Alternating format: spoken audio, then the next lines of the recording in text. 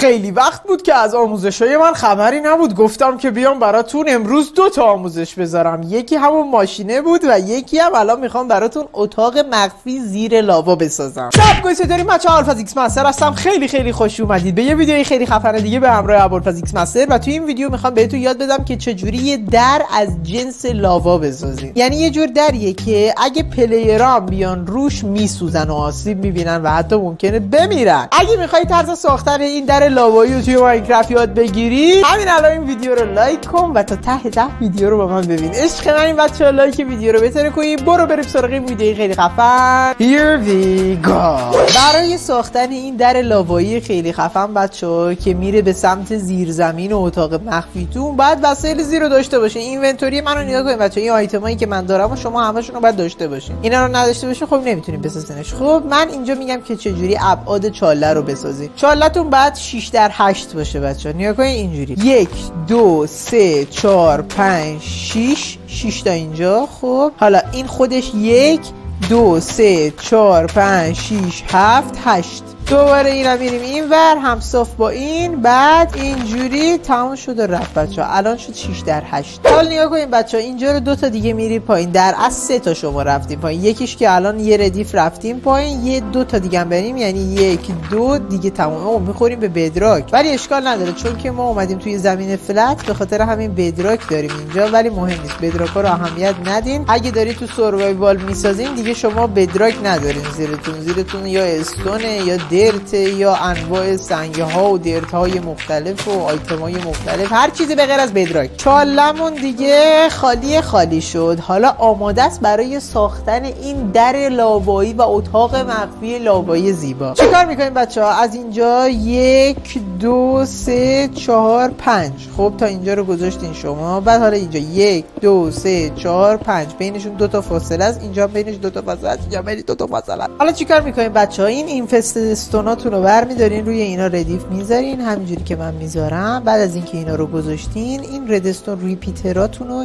1 2 3 4 5 اینجا. بعد حالا این ورم همینطوری 1 2 3 4 5 اینجا. حالا ردستون داستاتون رو باید بذارین دیگه 1 2 3 4 5 اینجوری اینجا رو ول می‌کنیم. اینجا همه اینا رو که گذاشتیم بچه‌ها اینجا رو میکنین.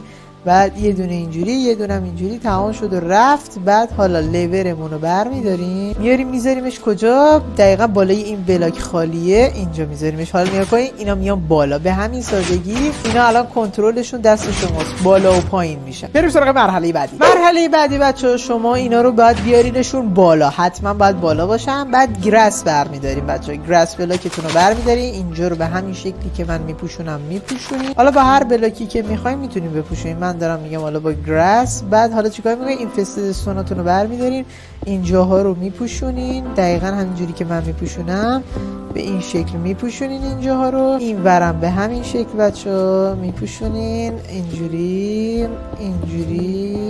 آها این دو طرف پوشیده شد. حالا میایین اینجا بچه‌ها کابلستون میذارین. کابلستوناتون اینجوری میذارین. بعد اینا رو میکنین. بعد ببخشید اشتباه کردم. اینجا اینطوری میذارین. بعد اینا رو حالا ببخشید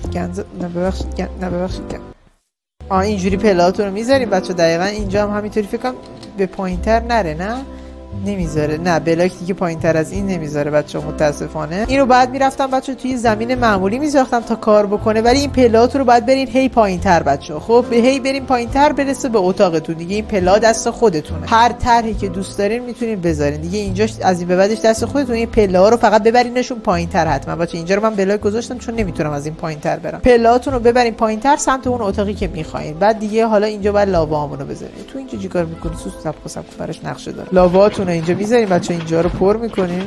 وای گند زدم. اینا رو پر میکنیم. این ورم پر میکنیم. خب این ور که کامل پوشیده شد. حالا نوبت این وره بچه‌ها. این ورم پوشیده بشه تمام شه بره اینجوری. بعد این وری اوکی شد این ورم اوکی شد. حالا بعد چیکار بکنیم بچه‌ها؟ از این اوکساینا استفاده کنیم. اوکساینا، خب اوکساینا یا اوکپراید، اینجا رو میگیرین. بعد یه دونه از اینا، دوباره یه دونه از اینا، دوباره یه دونه از اینا، حالا میایم بالاتر، دوباره یه دونه از اینا هم جلوش. حالا دوباره همون حالت قبلی. خب نگاه کن فقط جلوی یکی، دوباره یه دونه از اینا، دوباره یه دونه از اینا، دوباره یه دونه از اینا. حالا ادامه اینم اینجوری بشین. خب یه دونه از اینا. خب بچه اتاق مخفی شما کاملا آماده است. حالا اتاقشو خودتون بسازین بچه، اون کلا دست شماست. من حالا اینجوری کردم، بعد ارتفاعش میرفت پایینتر به خاطر اینکه ما اومدیم توی ماینکرافت صاف، یعنی ماینکرافت سوپر فلت، به خاطر همین دیگه پایینتر از این نمیتونم برم، نمیتونم پایین بدراک بیلد کنم. ولی خب دیگه شما توی سروایوالتون میتونین پله رو بزنین پایینتر و اون پایین اتاقتون و خونه‌تون و همه چیتون رو بزنین، اینجا هم در امان باشه. حالا چجوری کار میکنه؟ میایم پایین بچه‌ها. حالا من یه فیکو میذارم قشنگ‌تر دیده بشه. اینو میزنین،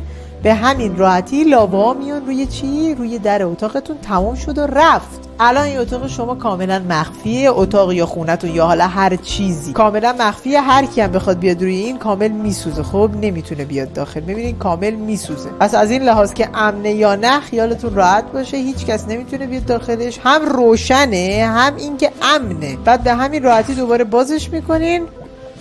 تمام شده رفت. میریم پایین به سمت اتاقتون که من نمیتونم پایین تر برم. خیلی کاربردی و به در بخوره. من که حتما میسازم. این چرا اینو ساختم؟ حتما من اینو تو سروایوالم میسازم. در اینم دوباره ببندیم که دیگه در امان باشه. حالا برای این گربه هم که گفتم نقشه دارم، نقشم این بود. برو گربه یک گاگول، برو داخل.